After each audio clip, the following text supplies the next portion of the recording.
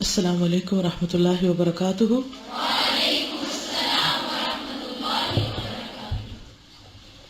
نحمده ونصلی علی رسوله الکریم، اما بعد فاعوذ باللہ من الشیطان الرجیم، بسم اللہ الرحمن الرحیم۔ رب اشرح لی صدری ویسر لی امری واحلل عقدۃ من لسانی یفقہوا قولی۔ کل کے لیسن پر کسی نے اسباق لکھے ہیں دار ارقم اور ہجرت حبشہ کے بارے میں کہ حالات کیسے ہی کیوں نہ ہوں، آزمائش کیسی ہی سخت کیوں نہ ہو، اس سے نکلنے کی راہ ضرور سوچنی چاہیے۔ یعنی انسان پر اگر آزمائش آ جائے، مثلا کوئی بیمار ہو جاتا ہے یا کسی بھی قسم کی کوئی تکلیف آتی ہے، تو اس سے نکلنے کا راستہ ضرور سوچنا چاہیے۔ جیسے مسلمانوں نے حبشہ کی طرف ہجرت کی اور مخالفت سے گھبرانے کی بجائے مثبت سمت میں اپنا سفر جاری رکھنا چاہیے۔ دوسری بات یہ کہ کسی بھی مشکل یا مخالفت کا حل مل کر منظم سوچ کے ساتھ کرنا چاہیے۔ یعنی یہ نہیں کہ ہر کوئی اپنا اپنا حال سوچے اور اپنی اپنی جانب چل پڑے۔ اگر اس وقت بھی مسلمان کوئی حبشہ نکل رہا تھا، کوئی یمن کی طرف، کوئی ایران، کوئی کہیں، تو یہ چیز ان کے لیے فائدہ مند نہ ہوتی۔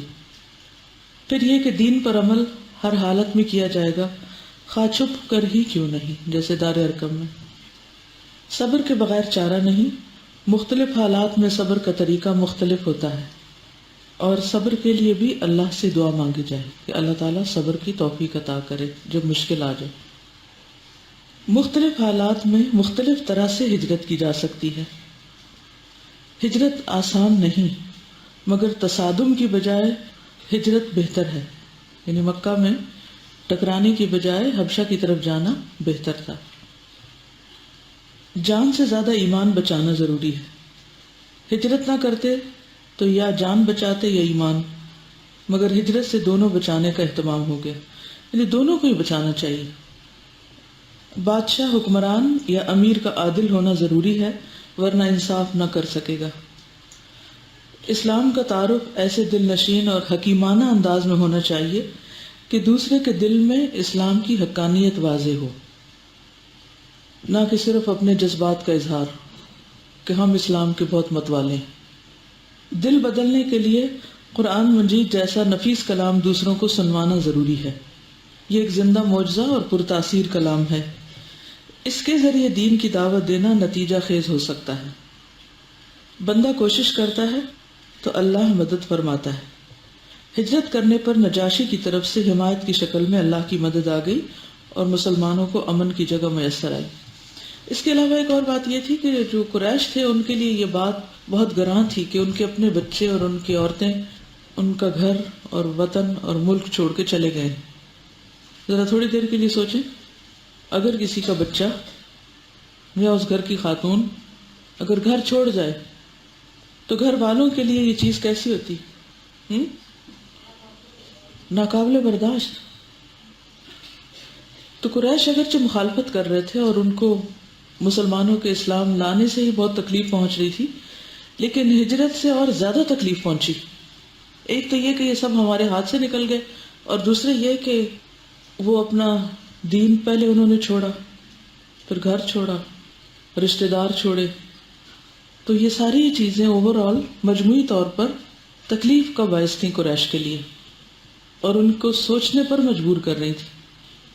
اس کا مطلب یہ ہے کہ سچ اور حق کو واضح کریں۔ جیسے کل بھی پڑھا تھا کہ جب نجاشی کو یہ کہا گیا کہ عیسیٰ علیہ السلام کے بارے میں مسلمانوں کا عقیدہ ٹھیک نہیں، تو اس پر مسلمانوں کے لیے، جیسے حضرت ام سلمہ کہتی ہیں کہ یہ وقت ہمارے لیے سب سے زیادہ سخت تھا، ہم بہت بڑی مشکل میں آ گئے تھے کہ اگر ہم نجاشی یا وہاں کے لوگوں کے عقیدے کے خلاف کوئی بات کہتے ہیں حضرت عیسیٰ علیہ السلام کے بارے میں تو ہم پکڑے جاتے ہیں، اور اگر ہم سچ نہیں بولتے، غلط بیانی کرتے ہیں تو بھی بہت غلط بات ہے۔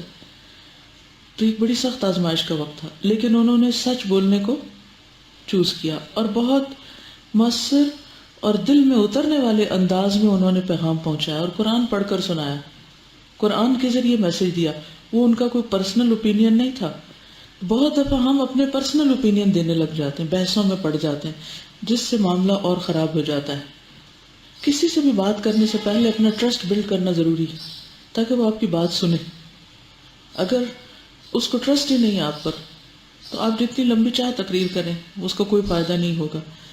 پھر اسی طرح آپ دیکھیں کہ اگرچہ نجاشی نے اس وقت کہا تھا تنکا ایک اٹھا کے کہ عیسیٰ علیہ السلام جو کچھ تم نے بتایا اس سے ایک تنکے کے برابر بھی اوپر نہیں ہے، بالکل ایسا ہی ہے جو تم نے کہا ہے۔ نجاشی تو درست بات پہ پہنچ گیا، لیکن آپ کو معلوم ہے کہ پادریوں کا ری ایکشن کیا تھا؟ تاریخ کی کتابوں میں آتا ہے کہ انہوں نے اتنا شدید ری ایکشن ظاہر کیا، ظاہر کے دربار میں بول نہیں سکتے تھے، اس کے آداب شاہی ہوتے ہیں، لیکن انہوں نے اس طرح سانس لینا شروع کر دیا کہ نرخروں سے اور سانس سے ایسی آوازیں نکالی کہ پورے ماحول کے اندر ایک خرخرا سا ہو گیا، کہ انہوں نے اپنا ری ایکشن شو کیا، کیونکہ ان پر بہت بڑی زد پڑی تھی ان آیات کے ذریعے، ان کے عقیدے کی خرابی کو واضح کیا گیا تھا، لیکن اللہ سبحانہ وتعالیٰ نے وہیں سے ہی مدد فراہم کر دی۔ اور یہ بات ایک دفعہ نہیں، کئی بار ایسے ہوئی ہے کہ جہاں مخالفت ہوتی ہے اللہ سبحانہ وتعالیٰ وہیں پر آپ کے لیے مددگار بھی پیدا کر دیتے ہیں۔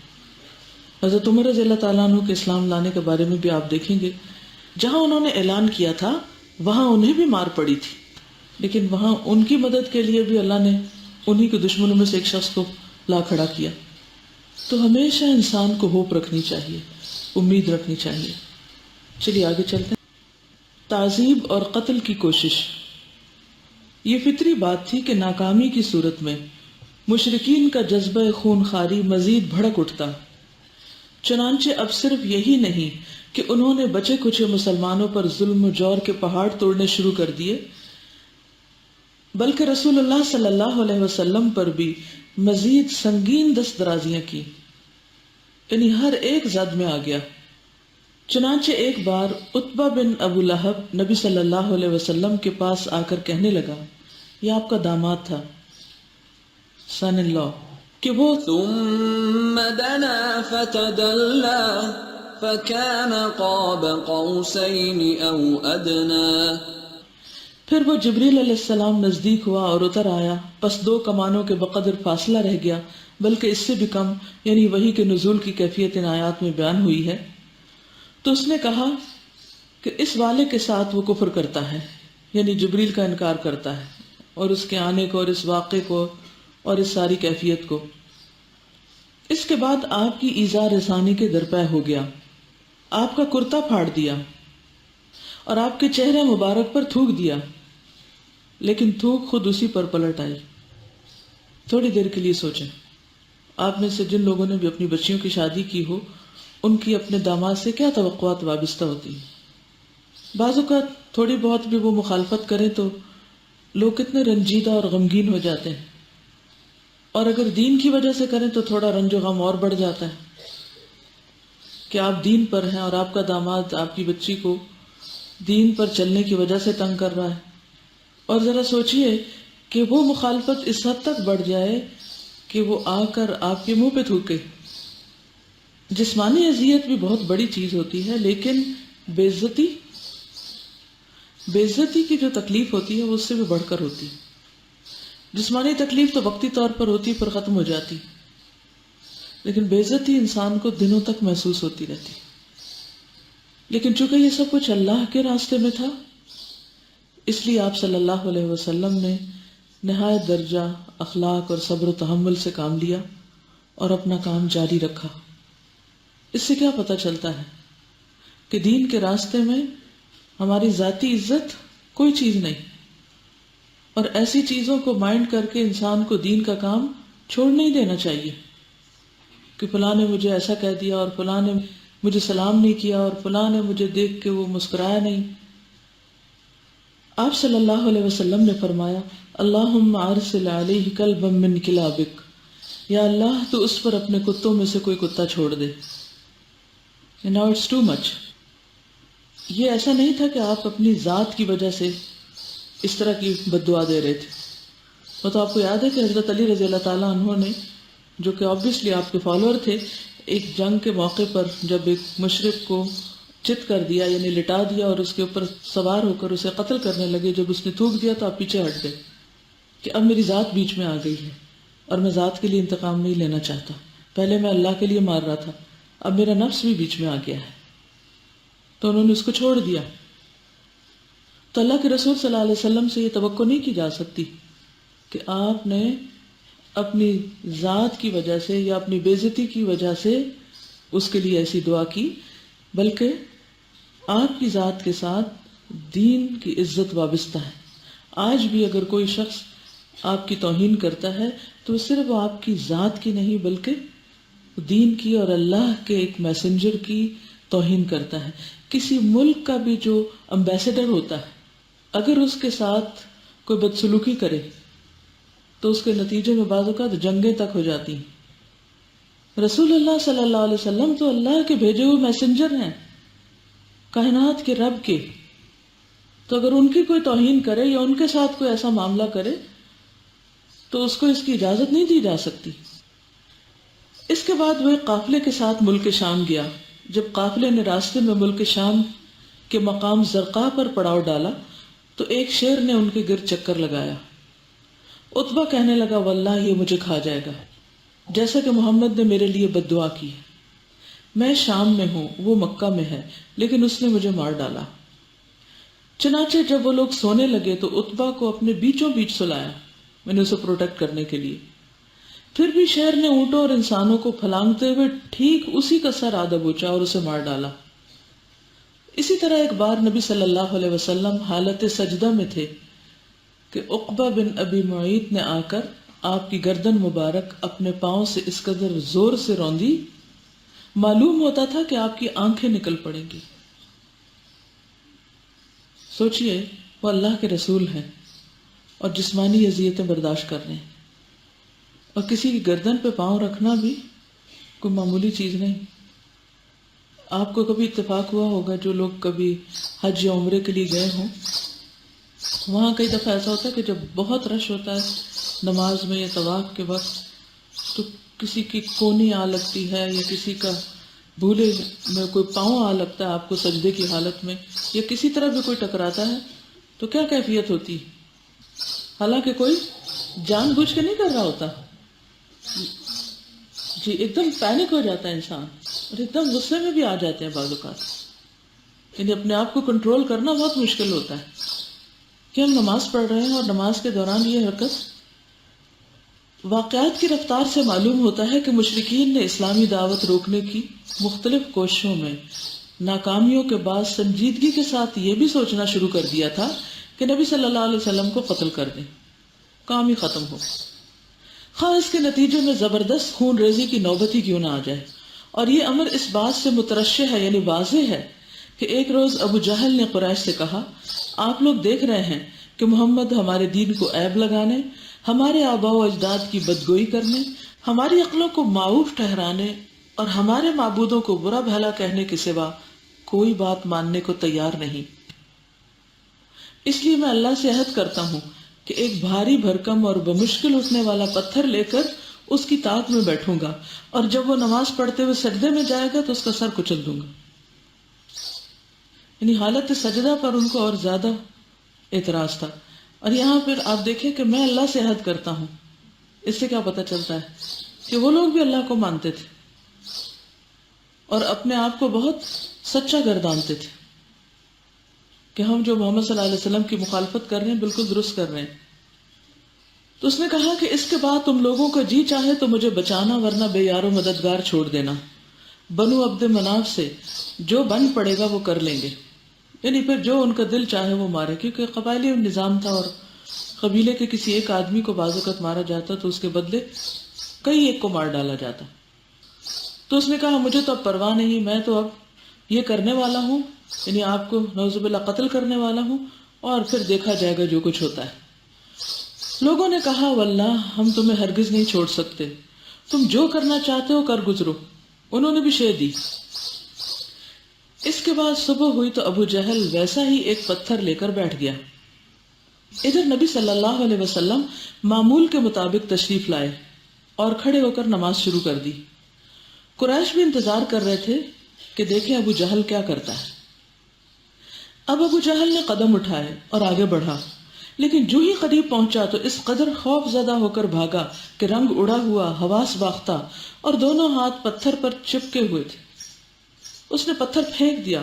قریش نے کہا ابو الحکم تمہیں یہ کیا ہوا؟ کہنے لگا میں نے رات جو بات کہی تھی وہی کرنے جا رہا تھا، لیکن ایک اونٹ آڑے آ گیا، واللہ میں نے اس جیسی کھوپڑی، گردن اور دانت کبھی دیکھے ہی نہیں، وہ چاہتا تھا کہ مجھے کھا جائے۔ رسول اللہ صلی اللہ علیہ وسلم نے فرمایا ذاک جبریل لو دنا لاخذہ، وہ جبریل علیہ السلام تھے، اگر وہ قریب آتا تو دھر پکڑتے، یعنی ابو جہل کو پکڑ لیتے۔ اس سے پتہ چلتا ہے کہ اللہ سبحانہ وتعالیٰ اپنے بندوں کی حفاظت کے لیے بندوں کے علاوہ فرشتوں کو بھی مقرر کرتا ہے، جیسے سورۃ حامی و سجدہ میں آتا ہے نا ان الذین قالوا ربنا اللہ ثم استقاموا، یہ ہے استقامت۔ تتنزل علیہم الملائکۃ الا تخافوا ولا تحزنوا وابشروا بالجنۃ التي کنتم توعدون نحن اولیاؤکم فی الحیاۃ الدنیا، ہم دنیا میں بھی تمہارے مددگار ہیں۔ تو یہ اسی طرح کی ایک مدد ہے کہ جب معاملہ حد سے بڑھ جائے اور کسی شخص پر اس طرح کی ناروا زیادتی ہونے لگے تو اللہ سبحانہ وتعالیٰ غیبی امداد بھی کرتے ہیں، جیسے بدر کے میدان میں ہوئی، جیسے یہاں پر نبی صلی اللہ علیہ وسلم کی ہوئی اور جگہوں پر بھی ہوئی۔ تو بات یہ ہے کہ ما ودعک ربک وما قلی، اگر آپ اللہ کے لیے سچے ہیں، مخلص ہیں، سنجیدہ ہیں، تکلیفوں کے باوجود اس راستے پر جمے ہوئے ہیں، تو اللہ تعالیٰ آپ کو تنہا نہیں چھوڑے گا۔ ان تنصروا اللہ ینصرکم ویثبت اقدامکم، اگر تم اللہ کی مدد کرو گے اللہ تمہاری مدد کرے گا اور تمہارے قدم جما دے گا اور استقامت نصیب ہوگی۔ اس کے بعد اس سے بھی زیادہ سنگین حادثہ پیش آیا۔ اب آپ دیکھیں گریجولی انکریز ہوتا جا رہی ہے سب ٹارچر، جس کی تفصیل یہ ہے کہ ایک روز قریش حتیم میں اکٹھے ہو کر رسول اللہ صلی اللہ علیہ وسلم کے بارے میں باتیں کر رہے تھے کہ اچانک آپ صلی اللہ علیہ وسلم نمودار ہوئے۔ حتیم تو معلوم ہے نا، وہ سیمی سرکل جیسی ایک کعبہ کے باہر جگہ ہے جو کعبہ کا حصہ تھا پہلے۔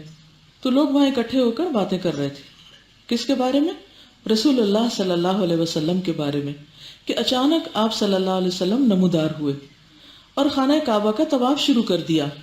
دوران طواف جب ان کے قریب سے گزرے تو انہوں نے طعنہ زنی کی، مذاق وغیرہ اڑایا۔ اس کا اثر آپ کے چہرے پر دیکھا گیا۔ جب دوبارہ گزرے تو انہوں نے پھر طعنہ زنی کی اور اس کا اثر بھی آپ کے چہرے پر دیکھا گیا۔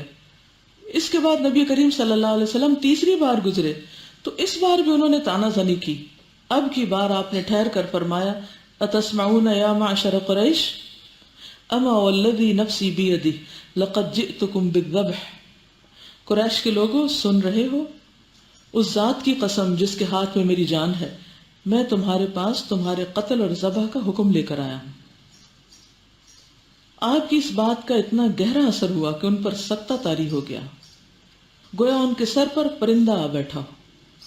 یہاں تک کہ آپ کے بارے میں جو سب سے سخت آدمی تھا وہ بھی اچھی سے اچھی باتیں کر کے آپ کو منانے لگا، کیونکہ دل میں تو جانتے تھے کہ آپ اللہ کے نبی ہیں اور جو کہتے ہیں وہ ہو کر رہتا ہے، اور اب آئی ہماری شامت۔ اور ابو لہب کے بیٹے کا حال تو سن ہی چکے تھے۔ اگلے دن یہ لوگ پھر اکٹھے ہو کر آپ ہی کی باتیں کر رہے تھے کہ اچانک آپ نمودار ہوئے اور آپ کو دیکھتے ہی سب کے سب آپ پر لپک پڑے، آپ کی چادر پکڑ لی اور کہنے لگے تم ہی ہو جو ہم کو ہمارے باپ دادا کے معبودوں سے روکتے ہو۔ آپ نے فرمایا انا ذاک، ہاں میں ہی ہوں۔ یہ سنتے ہی سب کے سب آپ پر پل پڑے، کوئی للکار رہا تھا، کوئی زد و کوب کر رہا تھا، کوئی کچھ اور۔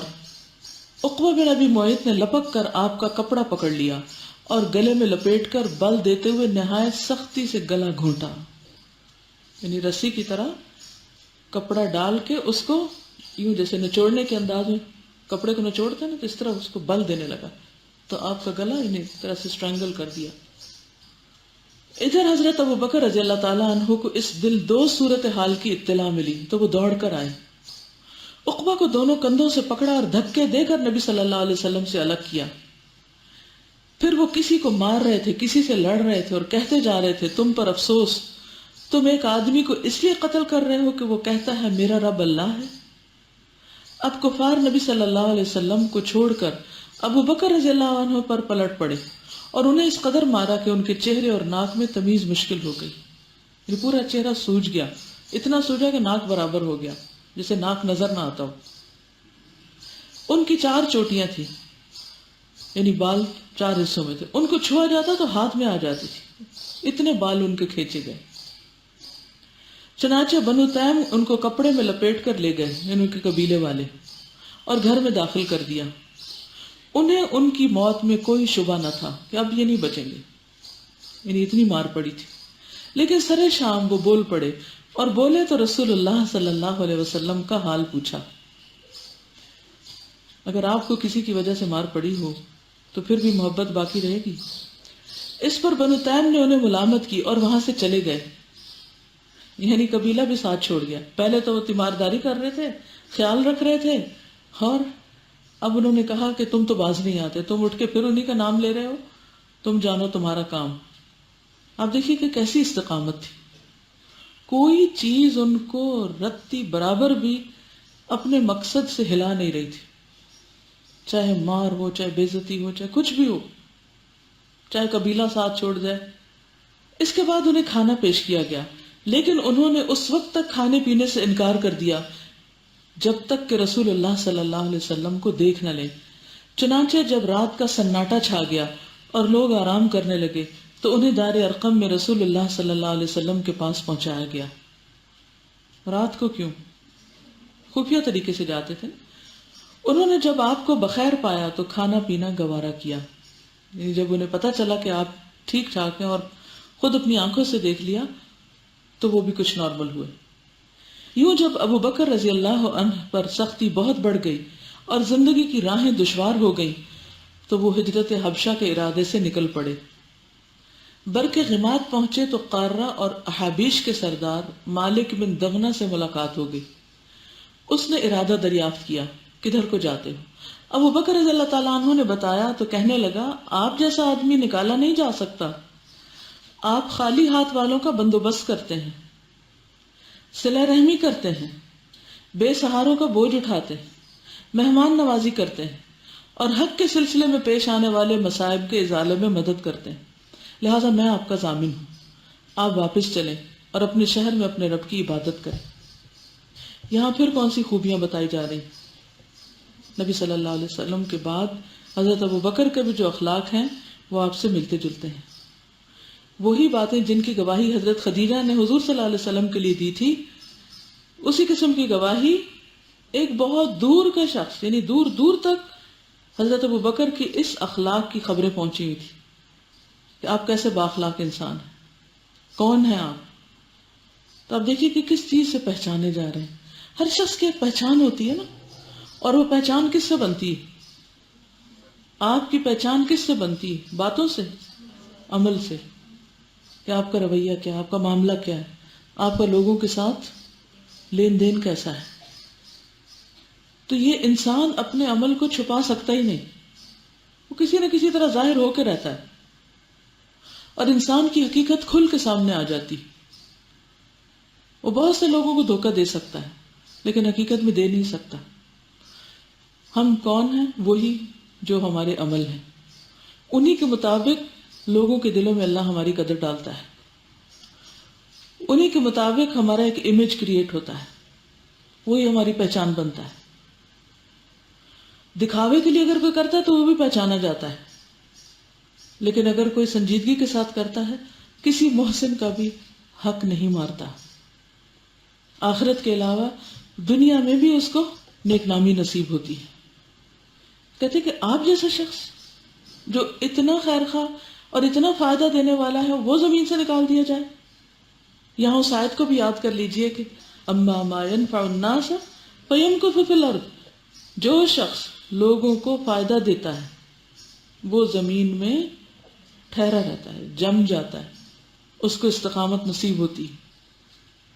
تو اگر آپ واقعی چاہتے ہیں کہ آپ کے مرنے کے بعد بھی آپ کا صدقہ جاریہ باقی رہے تو اس کے سوا اور کوئی چارہ نہیں کہ آپ لوگوں کے فائدے کے بن جائیں، مخلص اور بے لوث طریقے سے آپ لوگوں کو فائدہ پہنچانے والے بن جائیں، بغیر یہ دیکھے کہ کون کیا ہے، کہاں سے آیا ہے۔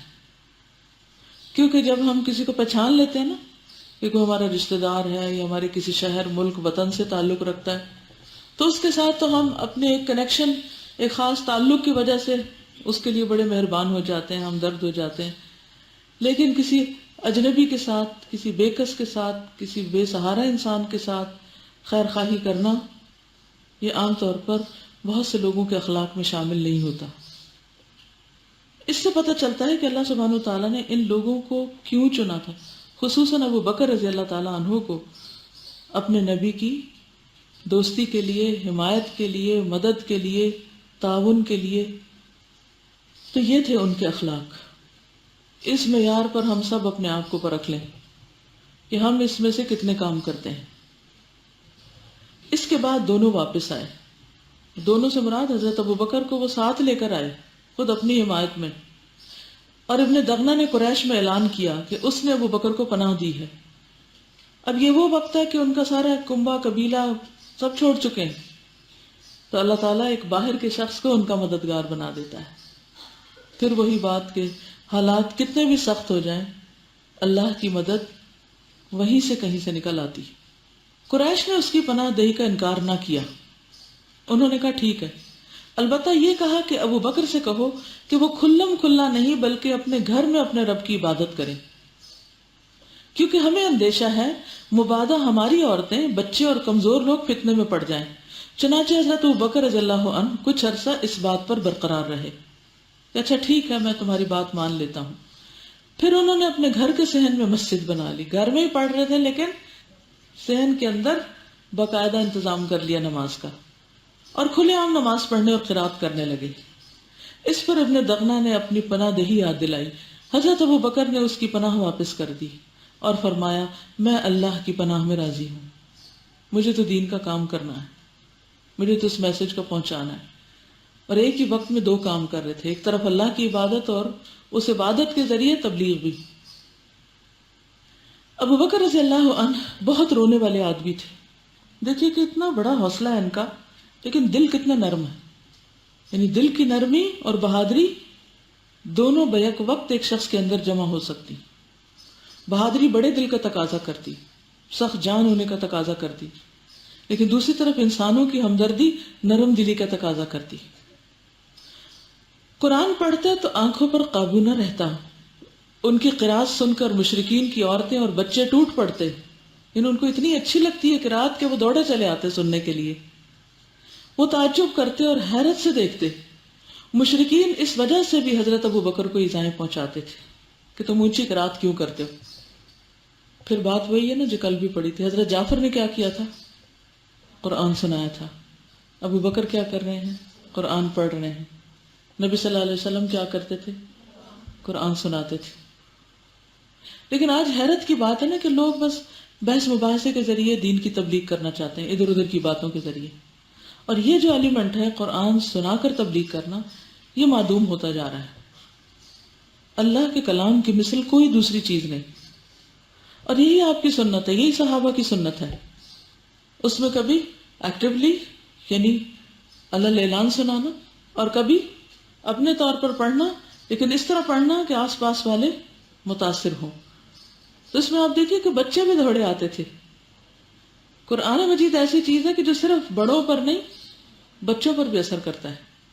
بعض بچوں کو دیکھا گیا کہ روتے ہیں، جب اچھے قاری کی قرات پلے کر دی جائے تو ایک دم چپ ہو کے سننے لگتے ہیں، جیسے چین آ گیا ان کو، خصوصاً وہ بچے جو ماں کے پیٹ سے ہی قرات سننے کے عادی ہو گئے۔ تو بہرحال انہی سنگین حالات سے رسول اللہ صلی اللہ علیہ وسلم اور مسلمان گزر رہے تھے کہ ایسے واقعات پیش آئے جن کے نتیجے میں قریش کے 2 جانباز سرفروش مسلمان ہو گئے، اور ان کی قوت کے سائے میں مسلمانوں نے بڑی راحت پائی۔ وہ ہیں رسول اللہ صلی اللہ علیہ وسلم کے چچا حمزہ بن عبد المطلب اور عمر بن خطاب رضی اللہ عنہ۔ حالات کس طرح بدلتے ہیں۔ کبھی زندگی میں محرومی ہو تو اس پر رونا دھونا نہ کیا کریں۔ آپ کو نہیں معلوم کہ اللہ تعالیٰ کہاں سے کس کو اسی ماحول کے اندر سے آپ کو مددگار بنا دے گا۔ بعض عورتیں ہوتی ہیں نا، شادی کے بعد ان کے خاندان میں کوئی وقت نہیں ہوتی، کوئی اہمیت نہیں ہوتی، حالانکہ ماں باپ کے گھر بڑی عزت اور بڑے مقام کے ساتھ رہ رہی ہوتی، تو پھر بعد میں ان کے لیے سروائیو کرنا بڑا مشکل ہو جاتا ہے، وہ جلدی گھبرا جاتی ہے، کہتی واپس چلو، چھوڑو اس جگہ کو۔ لیکن جو ان مشکل حالات میں بھی جمی رہتی ہیں، اللہ تعالیٰ ان کے بچوں کی صورت میں خاندان کے اور لوگوں کے اندر جن کے اندر اللہ نے خیر کا مادہ رکھا ہے ان کے لیے مددگار پیدا کر دیتا ہے۔ ایک بات پر تو پکا یقین ہونا چاہیے کہ اگر ایک طرف مخالفت ہے تو اللہ تعالیٰ ضرور بیلنس قائم کرے گا، دوسری طرف آپ کو مددگار دے گا۔ چلنا شرط ہے، ہمت سے کام لینا ضروری ہے، آگے بڑھنا ضروری ہے، پسپائی نہ کریں، کم ہمتی نہ کریں، جلدی بیک آؤٹ نہ کیا کریں، مشکلات سے گھبرا کر بیٹھ نہ جایا کریں، کیونکہ یہ اللہ کا کام ہے اور اللہ سبحانہ و تعالیٰ اپنے کام کی خود حفاظت کرتا ہے۔ یہ سارے ہمارے ٹیسٹ ہوتے ہیں کہ ہم ابھی اپنے ذات کے خول سے نکلے ہیں یا نہیں، ہم چھوٹی چھوٹی باتوں سے اوپر اٹھے ہیں یا نہیں۔ حضرت حمزہ رضی اللہ عنہ کا قبول اسلام، ان کے اسلام لانے کا واقعہ یوں ہے کہ ایک دن ابو جہل کوہ صفا کے نزدیک رسول اللہ صلی اللہ علیہ وسلم کے پاس سے گزرا تو اس نے آپ کو ایذا پہنچائی۔ کہا جاتا ہے کہ اس نے آپ صلی اللہ علیہ وسلم کے سر پر ایک پتھر بھی دے مارا جس سے خون بہہ نکلا۔ پھر وہ خانہ کعبہ کے پاس قریش کی ایک مجلس میں جا بیٹھا۔ عبداللہ بن جدعان کی ایک لونڈی کوہ صفا پر واقع اپنے مکان سے یہ سارا منظر دیکھ رہی تھی۔ تھوڑی دیر بعد حضرت حمزہ کمان حمائل کیے شکار سے واپس تشریف لائے تو اس نے سارا واقعہ کہہ سنایا۔ حضرت حمزہ دوڑتے ہوئے ابو جہل کے سر پہ جا سوار ہوئے۔ حضرت حمزہ پہلے کہاں تھے؟ حضرت حمزہ جو تھے وہ ایک نوجوان شخص تھے اور شکار سے انہیں بڑی دلچسپی تھی، تو مکہ میں جو ہو رہا ہے ان کو اپنے شکار سے دلچسپی، وہ اپنے کام میں مست ہیں، انہیں اس سے کوئی غرض نہیں کہ لوگ کیا کر رہے ہیں، کون مخالفت کر رہا ہے، کون کیا کہہ رہا ہے۔ تو ہر معاشرے کے اندر ایسے لوگ ہوتے ہیں کہ دنیا میں جو بھی ہوتا رہے وہ اپنے کھیل کود میں، اپنی دلچسپیوں میں، اپنے کاموں میں مصروف ہیں۔ تھے وہ بہت بہادر اور شکار کر کر کے، جانوروں کا شکار کر کر کے جو کچھ انہوں نے سیکھا تو ان کا اپنا ایک مقام بھی تھا۔ انہوں نے جب یہ واقعہ سنا تو ساری بہادری اور ساری اسکل اور وہ سارے لاپرواہی کے باوجود ان کے دل کے اندر جو نرم گوشہ تھا اس میں سے ایک آواز آ گئی کہ اٹھو اور مظلوم کی مدد کرو۔ حضرت حمزہ دوڑتے ہوئے ابو جہل کے سر پہ جا سوار ہوئے، بہت بہادر تھے، اور بولے، ارے عباد شکم چھوڑنے والے، تو میرے بھتیجے کو گالی دیتا ہے۔ یعنی ایک طرح سے سخت الفاظ استعمال کیے، حالانکہ میں بھی اسی کے دین پر ہوں، مسلمان نہیں ہوا تھا ابھی، غصے میں جوش میں کہا میں بھی اسی کے دین پر ہوں، میں بھی اسی کے ساتھ ہوں۔ یعنی ایک جذباتی حمایت تھی۔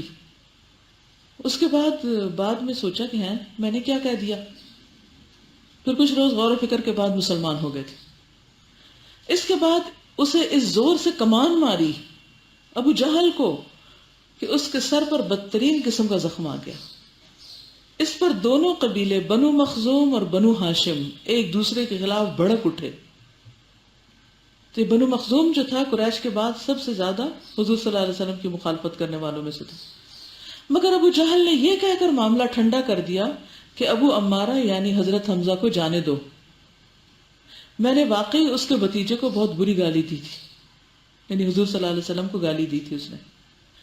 ظاہر ہے کہ حضرت حمزہ رضی اللہ عنہ کا اسلام محض حمیت کے طور پر تھا، یعنی غیرت میں آ کر انہوں نے ایسا کیا تھا، گویا کسی قصد و ارادے کے بغیر زبان سبقت کر گئی تھی، یعنی بھی دل میں نہیں تھا، زبان سے بول دیا۔ تو بعض اوقات ایسا ہوتا ہے نا کہ ہمارے منہ سے کوئی لفظ نکل جاتا ہے اچھا یا برا، تو پھر چیزیں اس کے مطابق ہی ہونے لگتی، لیکن پھر اللہ نے ان کا سینہ اسلام کے لیے کھول دیا۔ وہ قریش کے بڑے معزز اور مضبوط جوان تھے، یہاں تک کہ ان کا لقب اسد اللہ، اللہ کا شیر پڑ گیا۔ وہ ذی الحجہ سن 6 نبوت میں مسلمان ہوئے، یعنی جب لوگ ہجرت حبشہ جا چکے تھے۔ حضرت عمر رضی اللہ عنہ کا قبول اسلام، حضرت حمزہ کے اسلام لانے کے 3 ہی دن بعد حضرت عمر بھی مسلمان ہو گئے۔ وہ اسلام لانے سے پہلے مسلمانوں کے خلاف بہت ہی سخت گیر تھے۔ ایک رات رسول اللہ صلی اللہ علیہ وسلم خانہ کعبہ کے پاس نماز پڑھ رہے تھے، حضرت عمر نے چھپ کر چند آیتیں سن لی۔ ان کے دل میں آیا کہ یہ حق ہے، لیکن اپنے عناد پر قائم رہے، حتیٰ کہ ایک روز رسول اللہ صلی اللہ علیہ وسلم کا کام تمام کرنے کی نیت سے تلوار لے کر نکل پڑے۔ راستے میں ایک آدمی سے ملاقات ہو گئی، اس نے پوچھا عمر کہاں کا ارادہ ہے؟ بولے محمد کو قتل کرنے جا رہا ہوں۔ اس نے کہا محمد صلی اللہ علیہ وسلم کو قتل کر کے بنو ہاشم اور بنو زہرہ سے کیسے بچ سکو گے؟ حضرت عمر نے کہا معلوم ہوتا ہے کہ تم بھی بے دین ہو چکے ہو۔ اس نے کہا عمر حیرت کی بات نہ بتاؤ، تمہارے بہن بہنوئی بھی تمہارا دین چھوڑ چکے ہیں۔ یہ سن کر حضرت عمر نے شدید غصے کی حالت میں بہن بہنوئی کے گھر کا رخ کیا۔ وہاں حضرت خباب بن ارت سورۃ طٰہٰ پر مشتمل ایک صحیفہ پڑھا رہے تھے۔ حضرت عمر کی آہٹ سنی تو گھر کے اندر چھپ گئے اور ان کی بہن نے صحیفہ چھپا دیا۔ اندر پہنچے تو پوچھا یہ کیسی بن بناہٹ تھی جو میں نے تم لوگوں کی زبانی سنی؟ انہوں نے کہا کچھ بھی نہیں، بس ہم آپس میں باتیں کر رہے تھے۔ حضرت عمر نے کہا غالباً تم دونوں بے دین ہو چکے ہو۔ بہنوئی نے کہا اچھا عمر یہ بتاؤ کہ اگر حق تمہارے دین کے ماں سوا میں ہو تو؟ اتنا سننا تھا کہ حضرت عمر اپنے بہنوئی پہ چڑھ بیٹھے اور انہیں بری طرح کچل دیا۔ بہن نے لپک کر اپنے شوہر سے الگ کیا تو بہن کو ایسا چانٹا مارا کہ چہرہ خون آلود ہو گیا۔ بہن نے جوش غضب میں کہا عمر اگر حق تیرے دین کے ماں سوا میں ہو تو؟ اشہد ان لا الہ الا اللہ و اشہد ان محمد رسول اللہ، میں گواہی دیتی ہوں کہ اللہ کے سوا کوئی لائق عبادت نہیں، اور میں گواہی دیتی ہوں کہ محمد اللہ کے رسول ہیں صلی اللہ علیہ وسلم۔ اس پر حضرت عمر کو مایوسی اور ندامت ہوئی اور انہوں نے کہا تمہارے پاس جو کتاب ہے ذرا مجھے بھی دو، میں بھی پڑھوں۔ بہن نے کہا تم ناپاک ہو اور اسے صرف پاک لوگ ہی چھو سکتے ہیں، اٹھو غسل کرو۔ انہوں نے غسل کیا، پھر کتاب لی اور بسم اللہ الرحمن الرحیم پڑھی۔ کہنے لگے یہ تو بڑے پاکیزہ نام ہے۔ اس کے بعد سورۃ طٰہٰ میں سے اس آیت تک قرات کی۔ کہنے لگے یہ تو بڑا عمدہ اور بڑا محترم کلام ہے، مجھے محمد کا پتہ بتاؤ۔ یہ سن کر حضرت خباب باہر آ گئے، کہنے لگے عمر خوش ہو جاؤ، مجھے امید ہے کہ رسول اللہ صلی اللہ علیہ وسلم نے جمعرات کی رات تمہارے متعلق جو دعا کی تھی کہ اے اللہ عمر بن خطاب اور ابو جہل بن ہشام میں سے جو تیرا محبوب ہو اس کے ذریعے سے اسلام کو قوت پہنچا، یہ وہی ہے۔ پھر بتلایا کہ اس وقت رسول اللہ صلی اللہ علیہ وسلم کوہ صفا کے پاس دار ارقم میں ہیں۔ حضرت عمر رضی اللہ عنہ وہاں سے نکل کر دار ارقم کے پاس آئے اور دروازے کو دستک دی۔ ایک آدمی نے دروازے سے جھانکا تو دیکھا کہ عمر تلوار حمائل کیے موجود ہیں، یعنی اٹھائے ہوئے ہیں، حمائل یعنی حمل سے۔ لپک کر رسول اللہ صلی اللہ علیہ وسلم کو اطلاع دی اور سب لوگ سمٹ کر یکجا ہو گئے۔ حمزہ رضی اللہ تعالیٰ عنہ نے کہا کیا بات ہے؟ لوگوں نے کہا عمر ہے۔ حضرت حمزہ نے کہا بس عمر ہے، دروازہ کھول دو، اگر وہ خیر کی نیت سے آیا تو ہم اسے خیر عطا کریں گے، اور اگر کوئی برا ارادہ لے کر آیا ہے تو اسی کی تلوار سے اس کا کام تمام کر دیں گے۔ ادھر رسول اللہ صلی اللہ علیہ وسلم اندر تشریف فرما تھے، آپ پر وہی نازل ہو رہی تھی، وہی نازل ہو چکی تو اندر سے بیٹھک میں تشریف لائے اور تلوار سمیت حضرت عمر کا کپڑا پکڑ کر سختی سے جھٹکتے ہوئے فرمایا اما تنتہی یا عمر حتی ینزل اللہ بک من الخزی والنکال ما نزل بالولید بن المغیرہ اللہم ھذا عمر بن الخطاب اللہم اعز الاسلام بعمر بن الخطاب۔ عمر کیا تم اس وقت تک باز نہیں آؤ گے جب تک کہ اللہ تعالیٰ تم پر بھی ویسی ہی ذلت اور رسوائی اور عبرتناک سزا نازل نہ فرما دے جیسی ولید بن مغیرہ پر نازل ہو چکی ہے؟ یا اللہ یہ عمر بن خطاب ہے، یا اللہ اس عمر بن خطاب کے ذریعے سے اسلام کو عزت اور قوت عطا فرما۔ حضرت عمر نے کہا اشہد ان لا الہ الا اللہ وانک رسول اللہ، میں گواہی دیتا ہوں کہ اللہ کے سوا کوئی لائق عبادت نہیں اور آپ اللہ کے رسول ہیں۔ اس پر گھر کے اندر موجود صحابہ کرام نے زور سے تکبیر کہی کہ اس کی گونج مسجد حرام والوں تک پہنچ گئی۔ یہ واقعہ جو ہے یہ تاریخ کی مختلف کتابوں میں آیا ہے، لیکن اس واقعے کو ضعیف قرار دیا گیا ہے۔ ہاں بعض حصے اس واقعے کے حسن کے درجے کو پہنچتے ہیں، یعنی کچھ نہ کچھ اس میں سچائی ضرور ہے اور مختلف طریقے سے روایت ہوا ہے۔ بہرحال اصل نقطہ کیا ہے کہ عمر رضی اللہ تعالیٰ عنہ مسلمان ہو گئے۔ قرآن مجید انہوں نے سنا نبی صلی اللہ علیہ وسلم سے، اپنی بہن سے، تو پھر بات کیا ہے، کیا چیز اثر انداز ہوتی؟ قرآن۔ نبی صلی اللہ علیہ وسلم نے حضرت عمر کے لیے دعا بھی کی تھی۔ تو جب کسی کے بارے میں آپ کو پتہ چلے کہ وہ اسلام دشمنی کر رہا ہے تو صرف نفرت اور بغض سے کام نہیں لینا چاہیے، دعا بھی کرنی چاہیے۔ بلکہ وہ جتنا زیادہ مخالف ہوتا ہے یا قوم ہوتا ہے اسلام کی مخالفت میں، یہی دعا آتی کہ جو یہ طاقت اس کے اگینسٹ لگا ہے اللہ یہی طاقت دین کے لیے لگتی ہے۔ بالکل، کیونکہ بعض اوقات بعض لوگ ہزاروں پہ بھاری ہوتے ہیں۔ ہر شخص کا اپنا ایک وزن ہے نا، ایک تو فزیکل وزن ہے ہمارا فزیولوجیکل باڈی کا، اور دوسرا ایمان کا، اخلاق کا، شخصیت کا۔ ایک ہی بات ہوتی ہے، ایک شخص کہتا ہے تو انسان پرواہ نہیں کرتا، وہی بات ہوتی ہے کوئی دوسرا کہتا ہے تو دل پہ جا لگتی، بہت بھاری معلوم ہوتی۔ تو حضرت عمر رضی اللہ تعالیٰ عنہ بھی ان لوگوں میں سے تھے کیونکہ پڑھے لکھے لوگوں میں سے تھے، عربی ادب اور شاعری کو خوب جانتے تھے. انہی کا قول ہے کہ ان الشعر دیوان العرب، کہ شعر جو ہے وہ عربوں کی ہسٹری ہے. تو جس نے عربوں کی تاریخ پڑھنی ہو وہ عربوں کے شعر پڑھے، شاعری پڑھے، کیونکہ نثر تو لکھتے نہیں تھے، وہ پوئٹری ہی کرتے تھے. تو عمر رضی اللہ تعالیٰ عنہ نہ صرف یہ کہ شعر جانتے تھے بلکہ شعروں کی اچھی بری قسمیں بھی خوب معلوم تھی، خوب نقد جانتے تھے. نقد ہوتی ہے پازیٹیو کریٹیسزم. نقد کیا ہوتی؟ ایک ہوتی ہے تنقید اور ایک ہے نقد. نقد اور تبصرہ جس کو ہم کہتے ہیں، پازیٹیو کریٹیسزم، جس سے ایک چیز کو مزید بہتر بنانے کے لیے تنقید. دو طرح کی تنقید ہوتی ہے نا. ایک تو ہوتا ہے کسی تنقید میں دوسرے کو کنڈیم کیا جاتا ہے، مثلا کسی نے کچھ لکھا، کسی نے کچھ بنایا، تو انسان اس کو اس انداز میں اس پہ تبصرہ کرتا ہے کہ وہ دوسرے کو بالکل ہی حقیر گردانتا ہے. اور ایک ہوتا ہے کسی چیز کو بہتر بنانے کے لیے تنقید کرنا یا تبصرہ کرنا. ایک مثبت ہوتا ہے، ایک منفی ہوتا ہے. آپ لوگ کیا کرتے ہیں؟ اگر کوئی آپ سے کسی کے بارے میں مشورہ لے، کسی اپنے آرٹ کے بارے میں، کسی تحریر کے بارے میں، کسی کوئی کام دکھا کر، تو عموماً اس وقت ہمارا انداز کیا ہوتا ہے؟ تم تو کچھ جانتے ہی نہیں، اور تم نے یہ بنایا کیا ہے، اور اس میں تو کوئی خیر ہے ہی نہیں. اور بعض اوقات چھوٹی سی کوئی غلطی ہوتی ہے اس کو اتنا بڑا بنا کے پیش کرتے ہیں کہ بس گویا قیامت آ گئی. اس کا کیا نقصان ہوتا ہے؟ رائی کا پہاڑ بنانے میں کیا نقصان ہوتا ہے؟ دوسرا شخص دل چھوڑ دیتا ہے، کام چھوڑ دیتا ہے، وہ کام نہیں کر سکتا. اور بعض اوقات نقد ضروری ہوتا ہے، تنقید ضروری ہوتی ہے کسی چیز کو بہتر بنانے کے لیے. اب آپ ایک غلط چیز کو صحیح تو نہیں کہہ سکتے، اس کا پھر کیا نقصان ہے اگر آپ غلط پر بھی کسی کو شاباش دیے جا رہے ہیں؟ کوئی کوالٹی نہیں ہوگی، اسٹینڈرڈ ہی نہیں ہوگا. تو اس لیے اعتدال کا راستہ سب سے مشکل راستہ ہے، انسان پھنس جاتا ہے. ادھر بھی نہیں لڑکنا، ادھر بھی نہیں، ٹھیک بھی کرنا ہے اس کو.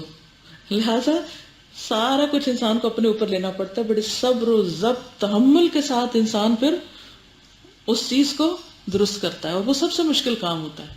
کسی کے بارے میں کوئی کامنٹ پاس کر دینا، کوئی تبصرہ کر دینا، ہاں جانتے ہیں اس کو، سنا ہے اس کو، دیکھا ہے اس کو، وغیرہ وغیرہ. تو ہونا کیا چاہیے؟ بہتر راہ کیا ہے؟ خیر خواہی کس میں ہے کہ انسان نہ تو کسی کی جھوٹی تعریف اور خوشامد کرے، اور نہ ہی کسی کے اچھے کام میں سے اگر کوئی ایک آدھ نقطہ، کیونکہ انسان تو کوئی بھی پرفیکٹ کامل نہیں، ہر انسان میں کمی کوتاہی تو رہ ہی جائے گی. تو ہمارا فرض یہ بنتا ہے کہ اس شخص کی کمی کوتاہی کو ہم سپورٹ دے کر اس کو چلنے کے قابل بنا دیں. ہمارے لیے صدقہ جاری ہے. وَتَوَاصَوْا بِالْحَقِّ وَتَوَاصَوْا بِالصَّبْرِ. حق بتانا جو ہے وہ بھی ضروری ہے، اور حق سننا بھی ضروری ہے. اور حق معلوم ہونے کے بعد، سچائی معلوم ہونے کے بعد، پھر انسان کے مزاج پر گراں بھی بہت گزرتا ہے، یا نہیں؟ اگر کوئی آپ کو آپ کی خامی بتا دے، چاہے کتنے بھی اچھے انداز میں بتائے، سچ کڑوا ہوتا ہے. اب کڑوی گولی کسی کو کھلا کے پھر انسان کیا کرے؟ وَتَوَاصَوْا بِالصَّبْرِ، ساتھ صبر کی تلقین بھی کرے. لیکن اصل چیز ہے کہ انداز کیا ہے آپ کا. ٹھیک ہے، انداز کیا ہے، سارا راز اسی میں چھپا ہوا ہے. یہ بات سمجھنے کی ہے. ہماری بحیثیت قوم کاموں میں کوالٹی نہیں ہے. کوئی سڑک بنائے، کوئی برج بنائے، کوئی عمارت بنائے، کوئی کچھ لکھے، کچھ بھی کریں، کہیں بھی جائیں، کچھ نہ کچھ گڑبڑ ہر جگہ نظر آئے گی. وجہ کیا ہے؟ کیونکہ ہمارے ہاں نیگیٹو تو کیا، پازیٹیو کریٹیسزم کو بھی کوئی سننے کو تیار نہیں ہوتا. وہ ہاتھ پاؤں چھوڑ کے ادھر ہی بیٹھ جائیں گے، لو خود کر لو. یہ جہالت کی نشانی. ترقی صرف اس وقت ہو سکتی ہے جب لوگوں کے اندر اتنا اسٹیمنا ہو، اتنا اخلاق ہو، اتنا تحمل ہو، ایسی بس کوالٹی ہو کہ وہ اس کو سننے کے قابل ہو جائے. اور اگر کسی نے 10 باتیں کہی ہیں نا اور اس میں صرف 2 سچی ہیں، تو صرف 2 کو لے لیں اور باقی 8 کو کوڑے میں پھینکیں اور اپنا کام آگے چلائیں.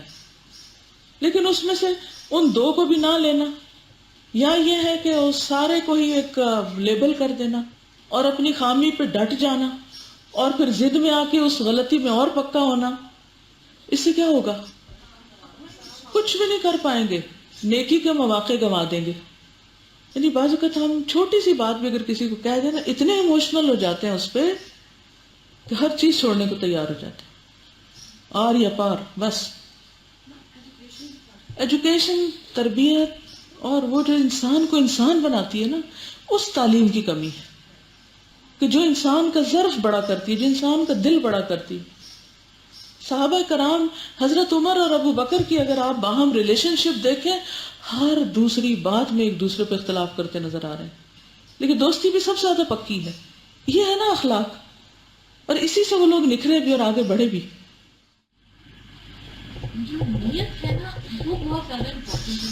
جب ہم اپنے سیلف امیج کو ہی پرزرو کر رہے ہیں، جو تنقید کرنے والا ہے وہ بھی اس وجہ سے کر رہا ہے اس کو لیٹ ڈاؤن کرنے کے لیے، جو سن رہا ہے وہ بھی نہیں چاہتا کہ میرا امیج کسی طرح بھی کم ہو. اور دوسری بات یہ ہے کہ ہم لوگوں میں وہ ایویلویٹ کرنے کی پاور بھی نہیں ہے. ہم یا تو کوئی بات کسی کی سنتے رہتے ہیں، یہ بہت اچھا ہے، یہ بس بہت ہی اچھا ہے، اس سے پوچھا کیا چیز اچھی ہے، یہ نہیں پتا. یہ نہیں پتا. بس ایسے کوئی تو اچھا لگ گیا تو بہت ہی اچھا اس کو اوپر پہنچا دیا. کوئی اگر نہیں اچھا لگا، جس سے تھوڑا سا خطرہ محسوس ہو، تو اس کو کہا کہ بس یہ بالکل ہی فضول ہے. کیوں فضول ہے کوئی پتہ نہیں. اصل میں عقل استعمال نہیں کرتے نا، سچے نہیں، اپنے ساتھ بھی اور دوسروں کے بھی. مبالغہ رہی اس قدر کریں گے، تعریف میں بھی مبالغہ اور تنقید میں بھی مبالغہ. اور پھر انداز جو ہے وہ بہت میٹر کرتا ہے. اصل میں انداز جو ہے نا، سچی سے سچی بات کا بھی اگر انداز غلط ہے تو وہ بات غلط ہو جائے گی، چاہے وہ کتنی سونے کے مول ہو وہ بات. یہ سب انہی کی سیرت پڑھ پڑھ کے یہ کوالٹیز آتی ہیں. یعنی قرآن مجید میں تو صفات بتا دی جاتی ہے نا، اور سیرت ہمیں بتاتی ہے کہ لینے والوں نے ان کو لیا کیسے، اور پھر ان کی زندگیاں بدلی کیسے، اور وہ چمکے کیسے، وہ ستارے بنے کیسے، اور کس طرح انہوں نے دنیا کو چمکا دیا. یہ انہی کوالٹیز کی وجہ سے تھا نا. تو میں سمجھتی ہوں ان ساری چیزوں کے پیچھے سچ ہوتا ہے، سچ.